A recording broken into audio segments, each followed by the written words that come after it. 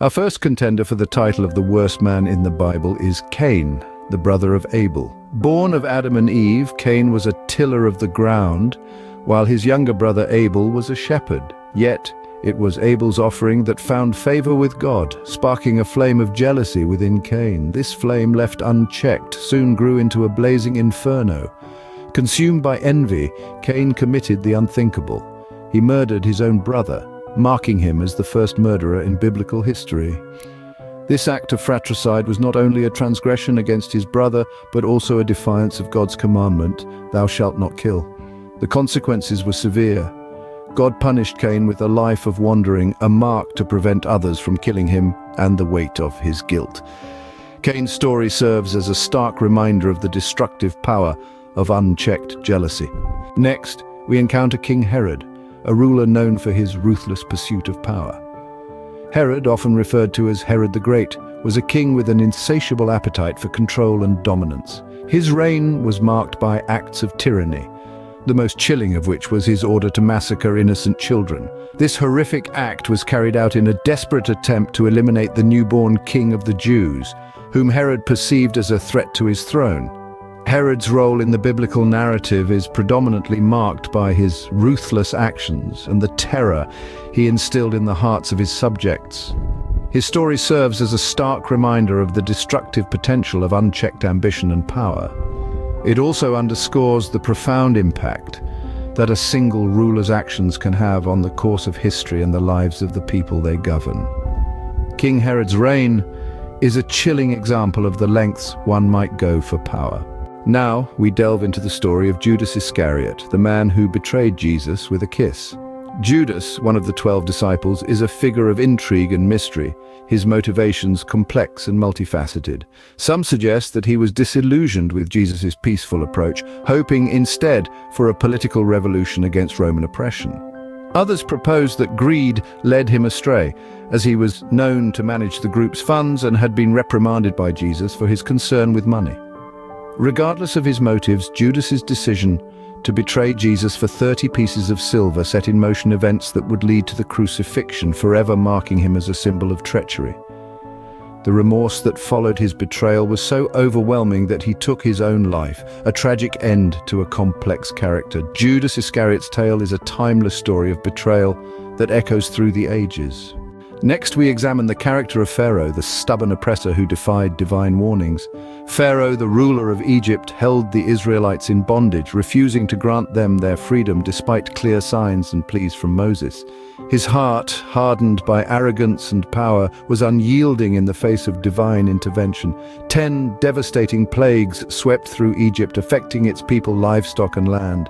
Yet Pharaoh's resolve remained unbroken, his spirit unbowed. His stubbornness brought about devastation, leading to the death of his own son and the suffering of his people. His story is more than just a tale of a tyrant, it's a lesson in the perils of obstinacy and the consequences of defying divine authority. Through Pharaoh, we learn the importance of humility, the value of freedom, and the dire outcomes of unyielding pride. Pharaoh's story serves as a warning about the consequences of stubbornness and defiance. Shifting gears, we explore the reign of King Ahab, a wicked monarch whose choices led to disastrous outcomes. King Ahab, ruler of Israel, was a man of power, yet his reign was marred by alliances that strayed from the path of righteousness. His marriage to Jezebel, a woman known for her cunning and manipulation, is a prime example. This alliance brought about the worship of Baal, a pagan deity, leading the people of Israel away from their faith. Ahab's reign was also riddled with conflicts. His desire for Naboth's vineyard, which led to an unjust execution, highlights his disregard for justice and respect for others' rights. Yet it was the divine intervention that truly marked his downfall. The prophet Elijah's prophecy of his death and the fall of his dynasty was a direct consequence of his wickedness. King Ahab's reign is a grim reminder of how wickedness can lead to disaster. Pontius Pilate, the indecisive judge during the trial of Jesus, takes our spotlight now. Pilate, then the Roman governor of Judea, found himself in a complex situation. He was presented with Jesus, a man accused of claiming to be a king, a direct challenge to Roman authority. But Pilate found no guilt in Jesus, creating a moral quandary. The crowd, stirred by religious leaders, demanded Jesus' crucifixion. a brutal form of execution reserved for the worst criminals. Pilate, caught between maintaining order and his own sense of justice, infamously washed his hands, symbolically absolving himself of responsibility for Jesus' fate. Yet he authorized the crucifixion, a decision that would echo through history. Pilate's story is a compelling exploration of power, authority, and the struggle between public duty and personal conviction. It's a narrative that underscores the perils of indecisiveness under pressure. Pontius Pilate's story is a poignant reminder of the consequences of indecision. Let's journey into the realm of Nebuchadnezzar, the arrogant king whose pride led to a divine intervention. Nebuchadnezzar, the mighty ruler of Babylon, was a man of colossal ego. His arrogance was as monumental as the hanging gardens he built, one of the 7 wonders of the ancient world. Nebuchadnezzar's conceit was not without basis. Babylon was the jewel of the world under his rule, its wealth and splendor unmatched. Yet, like a towering tree that obscures the sun, Nebuchadnezzar's arrogance blocked out any sense of humility or gratitude for his good fortune. This arrogance was most apparent when Nebuchadnezzar had a troubling dream. Rather than seeking understanding, he demanded that his wise men not only interpret the dream but also recount the dream itself, a feat beyond human capacity. When they failed, Nebuchadnezzar ordered the execution of all wise men in Babylon. However, Daniel, a captive from Judah with the gift of dream interpretation, stepped forward. He recounted the dream and its interpretation, saving the wise men of Babylon and earning the king's favor. The dream foretold Nebuchadnezzar's downfall due to his arrogance and his transformation into a beast, until he acknowledged the sovereignty of the Most High God. Yet Nebuchadnezzar failed to heed this divine warning. His pride peaked when he declared, "Is not this great Babylon which I have built by my mighty power as a royal residence and for the glory of my majesty?" No sooner had these words left his lips that a heavenly voice declared his punishment.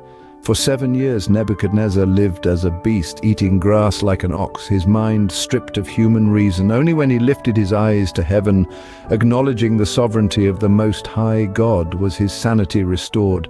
His arrogance was replaced with humility, and he praised and honored the God who holds sovereignty over the kingdoms of men. Nebuchadnezzar's story is a powerful testament to the dangers of arrogance and the value of humility. In our final segment, we delve into the story of Ananias and Sapphira, a deceptive couple whose actions shocked the early Christian community. This tale is a chilling reminder of the consequences of dishonesty, especially when it concerns matters of faith and community. Ananias and Sapphira were members of the early Christian congregation that thrived on communal living. The believers would sell their possessions and lay the proceeds at the apostles' feet, demonstrating their commitment to their new faith and their community.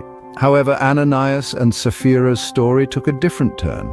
They sold a piece of property but decided to keep a portion of the proceeds for themselves, presenting only a part to the apostles as if it were the full amount. When Ananias brought the money to the apostles, Peter, filled with divine insight, confronted him with his dishonesty. He reminded Ananias that the property and the money were his to control, and that his lie was not merely to men, but to God. In that moment, Ananias fell down and died, a shocking reminder of the seriousness of his deceit. 3 hours later, Sapphira came in, unaware of what had transpired. Peter questioned her about the price they had received for their land. She confirmed the false amount, sealing her fate. Peter revealed the reality of her husband's death and pronounced a similar judgment upon her. She fell at his feet and breathed her last. The story of Ananias and Sapphira is a sobering one. It reminds us that dishonesty, especially in matters of faith, carries severe consequences. Their act of deceit was not just a lie uttered, but an act of hypocrisy that undermined the unity and integrity of the early Christian community. The story of Ananias and Sapphira serves as a stark warning against deceit and dishonesty. It underscores the importance of sincerity and transparency in our dealings, especially within a faith community. Their tale is a timeless reminder that truth is always valued, and dishonesty can lead to dire consequences.